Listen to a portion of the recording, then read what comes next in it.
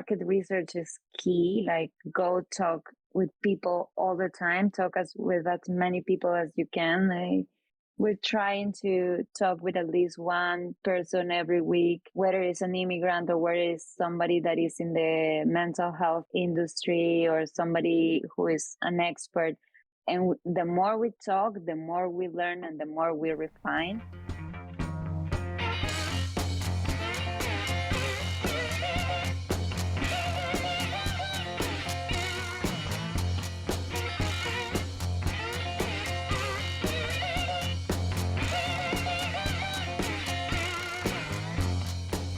Our featured guests today are bootcamp alumni who have joined forces to create a mental health startup called Hope Up, focused on empowering immigrants through culturally responsive support and connection to comprehensively address the unique challenges they face in navigating a new country.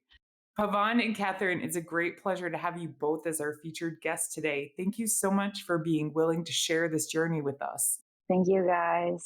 That was a nice intro. We're so excited. So we have, quite a few questions that I think will be kind of for both of you. So I'll, let you decide if, one of you wants to answer or you both do. But I was wondering if you could tell us a bit about the inspiration behind starting Hope Up and why this problem is such an important one to you. Yeah, for sure. Maybe I can start sharing about a bit of my journey. I'm originally from Peru. About 5 years ago, I immigrated to Toronto, Canada. I came with a work visa, so I was working with one of the biggest bank here. It's the third biggest bank in the corporate world. At the same time, I was like dealing with adapting to the new job. I was also adapting to a new life and a new culture and trying to make this place my home. Eventually, I realized that I was experiencing some kind of like anxiety, insomnia, depression. Eventually, as it progressed, it became like a problem to me to like function in my day-to-day activities. So I realized, oh, there's something happening here. I need to seek for help. But at the moment, I didn't know where to turn. It was a lot of like trial and error until I finally was able to find some plan or like some therapies that work for me. But it took me a while. And in this process, I was also talking with other immigrants, and I realized this is a common issue a lot of us face. And because it makes a lot of sense, like you're starting a new life from scratch. So it's a very stressful situation. Nobody seems to be talking about much because people maybe feel like they are the only one who are feeling this way. So that's a little bit how it had started. Like I realized, oh, there's an opportunity here. There's a problem. And so it's an opportunity to find a solution and how we can like help these people adjust to their new home and thrive, empower them. And then at the same time, Pavan was having his own journey with mental health as well. He can share about that too in a bit. But then after the bootcamp, we reconnect. This is how when we will start talking about working together in this idea. Yeah. So for those of you who don't know me, myself Pavan, I'm from India. I have a separate business background. I started my business, which is into software development and digital marketing. After I joined MIT Bootcamp, so I started really working on problems like which I've really seen. So I had some kind of anxiety and depression issues like when I'm working out on my own business. So that's when, I started to understand the market. There are like some great insights that, once after researching more about the problem, I came to know that almost 1/8 of the population has some form of mental health issue. And that's so big. When I looked at it, that was so big. And I have never seen someone talking about mental health issues. Personally, when I did some research with my friends, so suddenly they started opening up and literally everyone was saying, they were reporting some form of mental health issues like within their family or within themselves. Some kind of anxiety or depression. So this is a potential field like where no one is talking about. So that's when I thought, I have to do something on this market. So our idea is to make it as big as in almost every industries, but to begin with, we have to start with one industry. So that's when we found immigrants as one area. Like we can start as a beachhead market, and then we can, after mastering this particular niche area, then we want to focus on the other areas. So that's pretty much about from me. Thank you, both of you, for sharing that with us. As an expat myself, I've definitely had the experience of moving to another country, leaving my entire support network, everyone, I knew and loved and who would be there for me and when I'm dealing with issues myself. And during my journey, I definitely have had times where in the last 6 years where I've been depressed, where I've really struggled with my own personal mental health. And so I think as a collective, people who are immigrants and expats are people who particularly would be in need of the kind of services that you guys are providing. Now, what I was hoping I could ask is, could you describe a little bit your current proposed business model? Are there still any kinks or any particular niggling issues that you're working through at the moment? How do you see it from that perspective? Like when it comes to the business model, what our main idea is to like educate the people, because to break the stigma, like no one is aware that this is exactly anxiety or depression, or they don't know the cause. So we want to make people aware that what is the main cause. So we are trying to focus on psychoeducation, and then at the later stage we wanted, in the initial stages we want to focus on psychoeducation and also the free resources making available for everyone. Along with that, we wanted to provide like one-on-one consultations with the psychiatrist or psychologist. And we are still figuring out like the duration. We are also planning for a program of like 6 months kind of thing, but we are still figuring out how much the duration will be, the program, and the delivery will be. Katherine, do you want to add anything? Yeah, no, I think you said it right. We're thinking as of now a B2C subscription model base for psychoeducation, like Pavan was saying. We're still figuring out the duration of these programs. But additionally, we want to give some free resources available as well for people who are not ready to commit for the program. Later, we want to maybe work on other features like the one-on-one consultations. Thanks for giving us that great overview. One of the things I thought was interesting in what you described, that PDF for other people that had time to review it, was the combination of psychoeducation, therapy, and community. And I was actually just sort of wondering, how you picture that aspect of community working. Why does that seem sort of like the right way to solve this problem to you? Mm-hmm. That's a good question. A lot of what we have seen so far is that many of us as immigrants have feelings of isolation, not only because we don't feel maybe that we have a support network here or like a community here, like our families are back in our home country, but as well, sometimes we feel ashamed of talking about our mental health issues because we're supposed to be in a better position, like in a better country. So why would you be complaining about your situation, right? So it's a lot of like shame, a combination with shame and also expectations about ourselves and like the expectations that our families can have from us here, that we decide maybe it's not something we want to start talking about. Then you find people who is facing the same kind of situation and like you feel here. And this is what one of the important features I have found that it has worked for me. Like it has helped me to relate to someone and just like feel here and just like exchange experiences. That itself helped me cope. Yes, and I have one more thing to add. When it comes to the community feature, again, as Katherine has mentioned, like there's a lot of stigma in this particular segment. So some people are willing to share, and some people are, not willing to reveal their personal information. So we are trying to create a community where it is kind of anonymous, so people can share their thoughts freely. We will be monitoring whatever posts are being posted by the community members. Like we will be monitoring them and making sure it's good for the community, and then we'll be making it available to the other people. Yeah, and it's important to educate our community as well on how to respond to somebody who is putting their thoughts and feelings and being vulnerable. Our community replies in a way that is supportive, but not like making fun or bully. So we want to work on that as well, to educate our community to be supportive and non-judgmental. I think that's such an important point to keep in mind. Like, you have people coming from all these different cultures into other different cultures. So you've got not just one culture per person that potentially could produce different reactions or different responses that in their culture might be, just playful banter, in someone else's culture might be a bit offensive, all that kind of stuff. So producing your own internal culture for the community is going to be such a powerful factor, I think. I think that's so interesting to hear. I was hoping to get into a little bit about the market research you've conducted. How did you manage to go about it? And if you're comfortable talking about it, what have you seen in your market research around your product and market fit? Have you learned anything that really surprised you yet?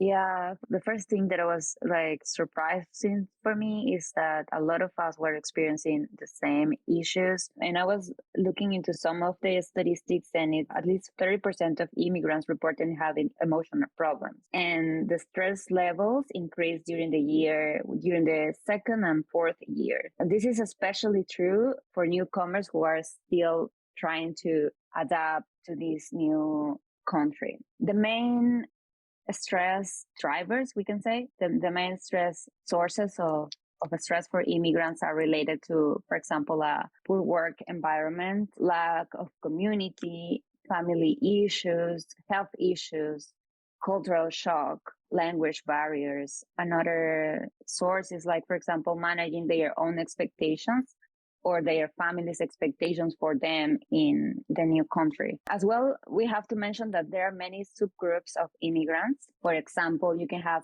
refugees that might need some help with trauma. Then you have students, then you have skilled workers, and each of these subgroups might have different needs. And so we'll need to cater these accordingly. But at the beginning, we want to start with a subgroup, which is the people who come here with a work visa, like myself. And then we also find the government is making a good work bringing immigrants because it's part of their economic growth as well.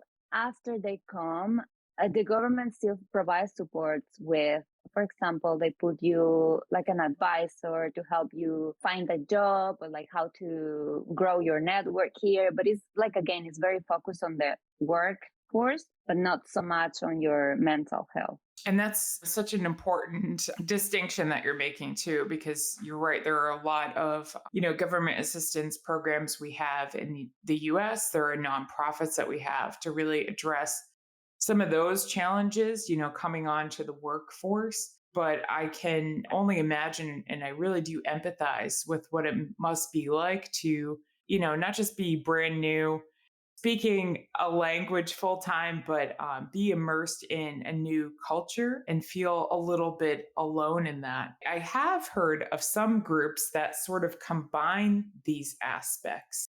So I think that there's room in, the way you talk about your community aspect for that to actually happen organically. I really think you have an interesting model. I was just wondering, so far, in your experience, what do you feel like has been the most challenging stage of a startup? And, please forgive me if you do have other startup experience I don't know about. Feel free to use those examples as well. When it comes to starting up the experience, people say, it's very hard to start the business. Starting the business is not the thing. Finding the right team is the main issue. That can be solved, only talking with more people and exploring the options. I guess that's something which I've learned, with the experience with my first company. I'm glad, I met Katherine and we are really progressing on this startup so fast than we expected. That's one of the key challenge, what I faced. Katherine, you have anything? Yeah, I think there's a lot of also working by ourselves all the time. Then maybe the aspect of what is happening here, the network, just be able to exchange knowledge. That is for me something that I have found like it's difficult, but like initiative like this one where you can like hear other people talking about their journey and just exchange experiences, and then also somebody know, like probably somebody knows someone that can connect with you and can help with your entrepreneur. That's like very valuable, and that's something that I didn't have until I found this community that is very active. I'm so glad to hear that. I think knowing people who, being connected to a community and a network and knowing people who know what you need or know someone who might know what you need is such a powerful force. I also think one of the biggest factors for a startup can be the founding team. So, one thing I'd love to hear your guys' thoughts on is, what do you think are the key ingredients of a good founding team? And have you had any scenarios where you've, had to turn away from someone or had to reconsider how you went about designing your founding team? In terms of the founding team, I think it's important to have complementary skills. For example, my background can be in finance and business, but Pavan's background is more in marketing and also technology. And for our case, we also need somebody that is expert in the healthcare industry. We are three partners, and the other partner, her name is Nilofer. She is a psychotherapist. So that is like for us key. We're talking from the patient's perspective or from like the problems perspective, but we need the expertise as well. So that is important. And another thing that is important, I would say, is to share the same mission, the same values, because that is helpful when it comes to make decisions. At least we have the agreement on the bigger thing, which is like, oh, we want to make an impact in people's mental health. We want to like help them with their journey to adjust to a new country. That is like our main goal. And then when it comes to the smaller decisions, we might have disagreements, but we're always prioritizing the bigger goal. So that is something that it helps us with our discussions and when it comes to making decisions. Yeah. And adding to that, we have, like, because it's a startup, like for any startup, we have to take like many decisions. When taking decisions, it's always, MIT has taught me that, like we have to take decision basing on the data. Even if we are taking any wrong decisions, like we have to make sure, there's a constructive criticism within the founding team. Looking the things through data filter will make decisions like much more easier to take. I really appreciate that thought that you've both given, how you like to work and how you like to work together, and talking, a little bit with you individually before this. I feel like you've kind of figured out your vibe as a founding team, which is really awesome, because I agree with what you said in the previous question, that is probably the most challenging part, is just making sure that you have the right team. Hello, all. I hope you are enjoying this episode. I want to ask you, our listeners, if you could give us a review in your podcasting platform of choice. We don't have sponsors and we don't run ads, but we are looking to grow. So if you feel we bring value to your listening experience, please drop us a review when you get a chance. Thanks so much. Now on with the show. I wanted to jump gears a little bit and actually go back to asking you kind of about how you look at this as a business, and who do you view as your competition? And I say this as someone who probably views my biggest competition as people doing nothing. So I don't think there's a wrong answer here. Yeah. Speaking of that, like Nancy's like, this space is like very big. So there are like quite a few competitors. To give you a list, like every individual like psychologists or psychotherapists who are doing counselings, like one-on-one therapies, that is her like main competition. But keeping that aside, like there are some apps like Talkspace and also BetterHelp, but there's something which is missing. The community aspect is missing. So like that's a key value differentiator, we can say. And even the education one was something which is again being like done by many startups, but all of them are like done individually, separately. So none of them we found the mix is something which is a good one. So that's what we are trying to build. Yeah, another component that we would like to add is like recently we were talking with actually somebody from the MIT Alumni Network as well. She is a psychotherapist and her expertise is in expressive therapy. And she works with immigrants as well. And she was telling us how important it is to sometimes use less words than, like, for example, like visuals or like sounds, like some other type of communication. Because when it comes to immigrants, language can be a barrier, but as well the cultural meaning behind that translation of a word. For example, if you say anxiety or depression or some other language, that could translate into something different and could have like a cultural meaning as well. Like somebody could take it like, no, I'm not crazy. What are you talking about? Like defensive, right? So we want to incorporate these elements of visuals and like music or like some kind of like non-verbal communication, so we can include this as like as those components in our therapies, like communicate without words. So we minimize the language barriers and the cultural barriers. I see. That gives a very cool insight into your company. I definitely understand where you're coming from when saying that there's like difficulties with the interpretation of words, where you'll have, as you say, like the cultures where if someone says, "Oh, are you depressed?" It's like a very, very defensive response, very like, "Oh, I'm not depressed. I'm not a crazy person." And you have to be able to get past that and actually have that meaningful conversation with people. And that can be incredibly difficult.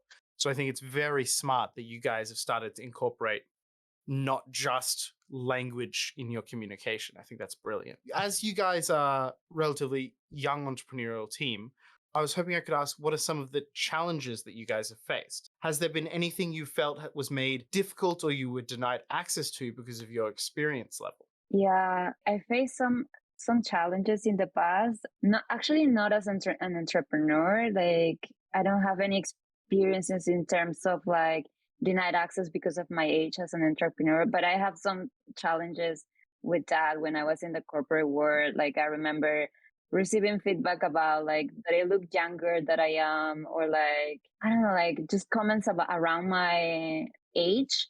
That is not something like defines my work, right? Like what I can offer to the job.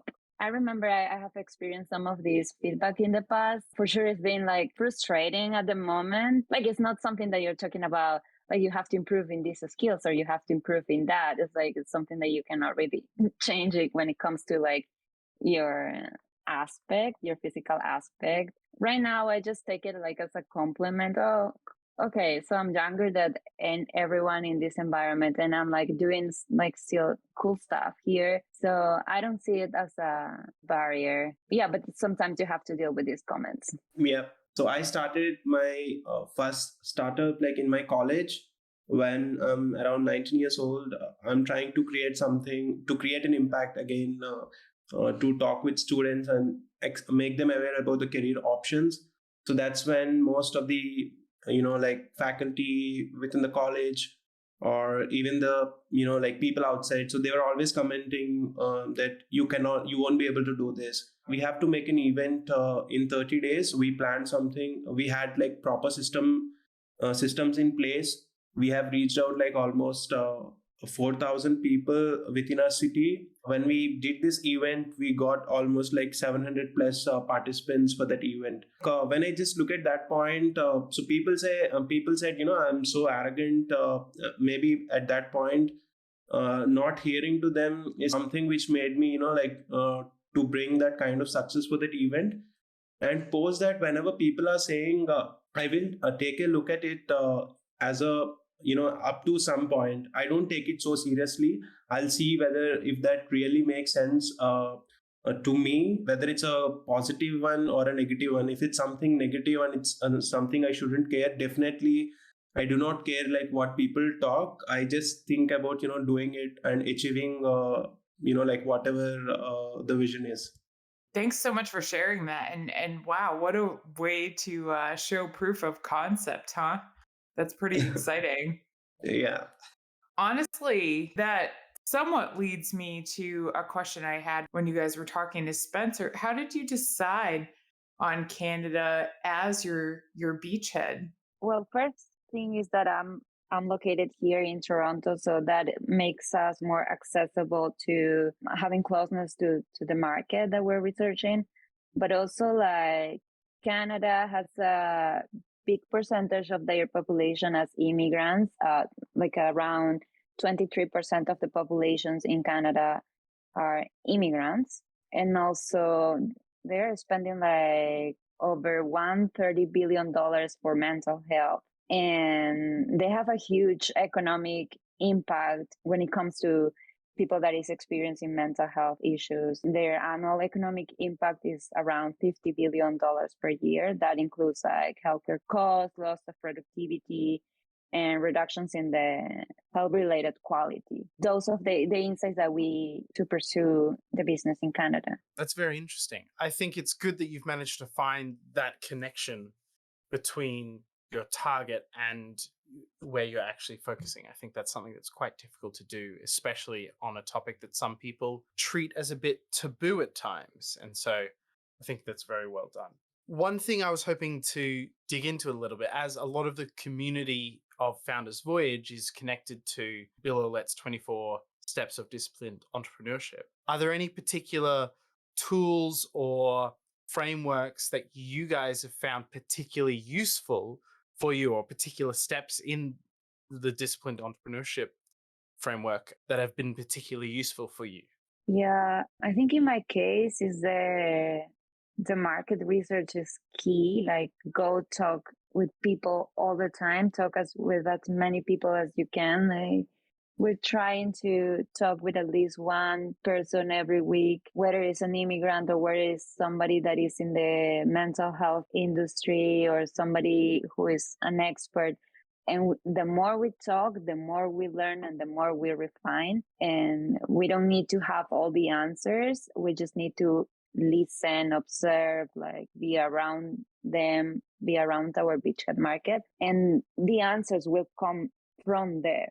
Yeah, I mean, as Katherine mentioned, like we are trying to select some of the steps, like right from the market segmentation. Like if you ask, initially, like we have not focused on only Canada itself, but right from the market segmentation, we interviewed some people in India and we interviewed some people in Canada, and like putting such steps within like our process has helped us to understand, okay, this is going, like when we are talking about in India, so especially that's not in the right direction. We thought, okay, Canada is the right place. And then we started to see the data. So some of the steps, I mean, I don't remember like all the steps, but yeah, like we are using, the pitch deck from the MIT, like the process, like right from the ideation, like to filling everything. So like we are following that especially.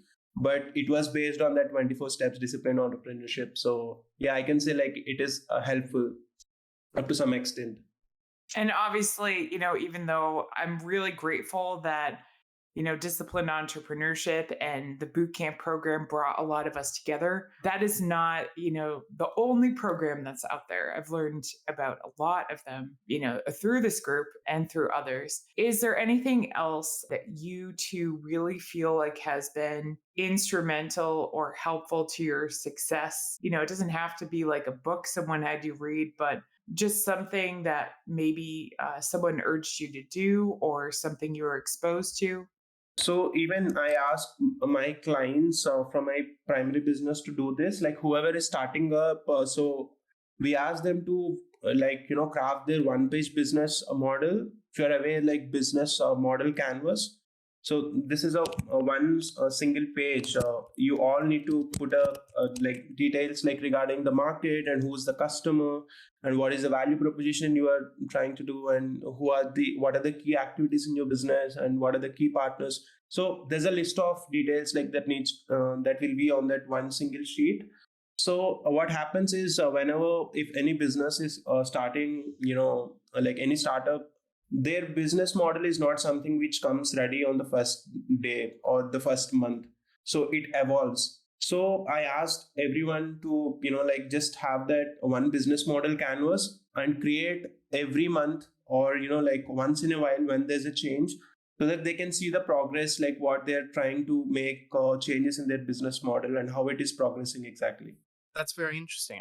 I do think there's so many different tools and frameworks out there nowadays that it's difficult to figure out what people have found useful in the past and what you might find useful personally. So I really appreciate hearing you guys' thoughts on that kind of thing. Just to take it sort of to more of a personal life question, especially since being the founders of a startup, it can be all consuming at times. So, what I was hoping to get your perspectives on is how you go about balancing your personal life, your work life, and everything else that you're passionate about. Yeah, I can share my experience. It's tough. It's definitely tough. Like sometimes because I like so much, like I feel so much emotional connection to what I'm working on. Like it's difficult to sometimes I will find myself working many hours and then I don't realize I've been working for so long, not even taking breaks. So what I've figured out is like what works for me is I have my non-negotiables that there are the things that help me keep grounded and calm during the day. So I try my best to do those at the beginning of my day, whether that's like going for a walk or like reading something or like like an exercise or something that helps me keep grounded during the day. And it's like I am prioritizing myself in the morning, first thing in the morning. Another thing that helps me is to organize my to-dos, my deliveries, and like also like constantly prioritize and like review my priorities. And I will also like do a lot of check-ins with myself, like feeling how I'm like my energy levels during the day. And depending on that, I will add or remove or like postpone some of these for the following days. But that's how I find so far that it's working for me. Yes. So when it comes to me, like, yeah, I mean, whatever, like, definitely when someone is working on a business, I suggest like to have a, like workout or something. And meditation is also something like which is a help, which helps me a lot when it comes to implementation. So that's where the problem comes. So when it comes to personally, what I do is I learned this thing like time blocking. So I block my times, like this is the time I have to do this, and this is the time I have to focus on these. This is the time where I take the calls from the clients, because I mean it gets tough for me like to work on two businesses at times. But I use this time blocking technique so that it gives me a kind of involvement and kind of deep work. I can do that at specific time for that specific problem. Thanks so much for both of your great answers on that. I actually want to pass over to Chun, who is joining us from New Zealand, who has some thoughts and a question for you. Thank you so much. It's great to actually hear that you have this great idea. I mean that I immigrated to come to New Zealand about 15 years ago, and I see that it's a really big problem, and I can, not just me but also people around me have similar or same problems. I just want to ask a question about the mental health advice. So this is totally based on my assumption. So I just want to know, how do you actually support people who have immigration questions and also mental health questions? So how do you actually kind of navigate here? Because I can imagine that when people ask questions, they can actually sometimes ask both. Sometimes the stress, if I say the stress, is actually from the work, like how do I actually deal with immigration issues, maybe other issues. I guess you focus on the mental health issues here. So how do you actually support people like that? Do you actually also give them immigration advice in this case? Yeah, thank you so much for your question. Yeah, that's a very good point. A lot of the stress also comes to people who immigrate with, like, for example, a visa, like student visa, and then eventually they want to become a permanent resident. They have to find a job that qualifies with the requirements the government asks. And that could be like very, very stressful for them. Right now we're not like considering any like immigration advice per se. However, we could, like, for example, link to some resources or probably like as well make available some kind of like potentially, I don't know, this is something like I'm thinking it right now as you were asking the question, like for example, like partner with some immigration companies that maybe can like guide some of our clients if they have any questions.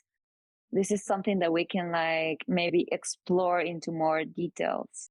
So Chan, like, I mean, thanks for the question. So like, some of them have, the problem, like, I mean, being you're like moving to another country, that's I think that someone, most of them have this similar kind of question. So we are not directly solving that problem, like we are addressing that problem directly, but the community itself is going to act, like as Katherine has mentioned, like we'll try to like provide some resources and all that. We are at the moment, like we are not trying to solve that problem directly. Thank you so much. That helps. I'm very happy to get connected. I am looking into the issue from another angle, which is educational angle, in terms of how to understand the education system in the country you immigrate to. I found this challenge to the parents. So I'm happy to get connected. Thank you. Sure, man. Would love to. Thank you very much for that question, Jun, and thank you guys for your amazing answers, as always. We've talked a lot about sort of the past of your company and your personal past, and a lot about what you're currently doing. What I thought would be interesting would to shift our focus just for a question into the future. What do you see, as sort of 5 years down the road, assuming you have the kind of success you're aiming for and you think is reasonable? What do you think you'll be doing then? And how do you measure your success at that point? That's an amazing question, and I was not expecting this, but yeah, I have a specific answer, kind of personal answer, like emotionally, like I'll tell it. So when you ask me like the same question like 5 years back, I would say definitely I want to make $1 billion. That's something I always saw, like that's when like how I started the business. But during this entrepreneurship, like I understood like many things, and like it's really, business is not something just to make money. It's just to like make an impact. Like I'm looking the Hope Up as something where I'll be able to make an impact with like 1 billion people. Like 1/8 of the population is having some form of mental health disorders, and like yearly 1 million suicides are happening every year. So like we wanted to stop, I mean, we are not sure like how much like we are going to stop, but like we wanted to stop at least like 1%, like from our end, like the startup what we are building, it's going to create a great impact on the society.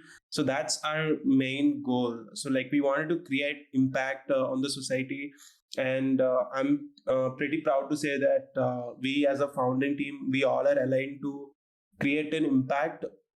We are not looking to create a great profitable business, but we are trying to create a great impactful business. Yeah, I echo on that. When it comes to making an impact, I think also that's why drove me to leave my corporate job. There was only so much that I could do there, but I was like, I think I can do much more for the society if I like start my own thing, my own business. That's really great. I'm so happy that you're getting an opportunity to work on something that you're so passionate about, clearly. I think you both, have a fantastic future ahead. So how do you envision, the next step in this journey going ideally? The immediate next step would be to test our psychoeducation, right? Like we want to, as soon as possible, have the workshops with a group of people to receive their feedback. And then as well, we want to apply for some kind of like research funding, so that can help us work a little bit better in our product, and also understand more the problem and understand more like from the expert perspective what can help them. So those are immediate next steps. A little bit more mid to long term is like build an app, or like a solution that could include the other features that we were mentioning, the one-on-one therapy. That's mainly it. What do you say, Pavan? I mean, to just give you an idea again, when it comes to the course, we mentioned like we're trying to build this course. The course content is ready. We wanted to try it out with a few people, few immigrants, talking to them and explaining it to them and understanding, taking the feedback from them and how exactly it's going to take an impact in their lives. Once we got that validation, we'll be going ahead and promoting it, making it accessible for all the people. So that's something which is our immediate step. And also parallelly, we are looking to get some grants from the like Canadian government, because they are also actively working towards solving this problem. And we can say parallelly we are working on our Y Combinator application, because that's going to bring us like a lot of like network in terms of not only in terms of network, but also the like network is the major thing. And also like they can make some great changes. If there's anything that is missing in our business model, they are going to recommend some great changes. So we are looking for that Y Combinator as well. That's what in the line, like for the next 1 to 2 quarters, this is our prime target. I think that's so exciting, and I think it's so interesting to hear how you're planning your next little while. I'm absolutely certain that it's going to go really, really well. We have got one question that we like to ask at the end of each of our sessions. So the last question is very much to be taken how you want to interpret it. It's very, very flexible. But the basic question is, what words of wisdom do you want to leave us with today? And luckily for us, we have both of you here. So if possible, I'd love to hear some words of wisdom from both of you. It can be something you thought up yourself, something someone else has said to you, something you've read, whatever you think would benefit the community here. Yeah, something that I have learned is to enjoy the process. Just as cliche as it can sound, I think be more present, be more in the moment and less in your like thoughts, because sometimes like your mind can like jump so many steps ahead and thinking about so much in the future, but you are missing out everything that is happening right now. So enjoy everything, the ups and downs, like everything is so much lessons that you can take from. Try to be more present as you go through your journey. Connect with other people, because that is like powerful. Talking with other people that are going through the same thing, it can be very powerful. Or even like people who has experienced this in the past, and they can give you advice so you don't have to make the same mistakes. I totally agree with you. I have one more thing to add. Like I think pretty much aligns with your thing. Like everyone has a success and vision on different levels. It's very hard. It takes some time. Like looking at some successful people, we sometimes as an entrepreneurs, like what we think is we are way behind. And I think people don't have to think that way. Anyone can figure it out. It's just that being consistent and putting that effort and enjoying the journey. I think what Katherine has mentioned, so this is something which makes living fully, mindfully, I can say, and growing mindfully. Such a challenge to live fully mindfully, but I appreciate it and I accept it. Thank you so much, Pavan and Kathryn. We really appreciate your time, your thoughts, and everything you shared with us and taught us today. And thank you for everyone that joined and stayed a couple minutes past the hour. We really appreciate being able to do this for almost 3 years straight, bring the perspective and energy that you all bring to this community and to these discussions. Spencer and I and the team behind Founders Voyage really do feel fortunate to be part of this community with you and for the opportunity to bring you cooperative learning experiences like this each week. We'd love to hear your thoughts for future sessions and future interview guests. So please feel free to keep referring people into the fold and let us know, what we can help you with in your journey too, because just like Pavan and Kathryn have talked about the importance of community, we really do get a lot of satisfaction. I can say I do, out of those one-to-one conversations I have within this community throughout the week. So thanks everyone again. And we hope that you have a great day and evening ahead. Thanks so much for the opportunity to share our insights about Hope Up. Thank you so much, guys. Thank you so much for coming on and talking with us. I really enjoyed it. Thank you. Thank you for your questions. Have a great day.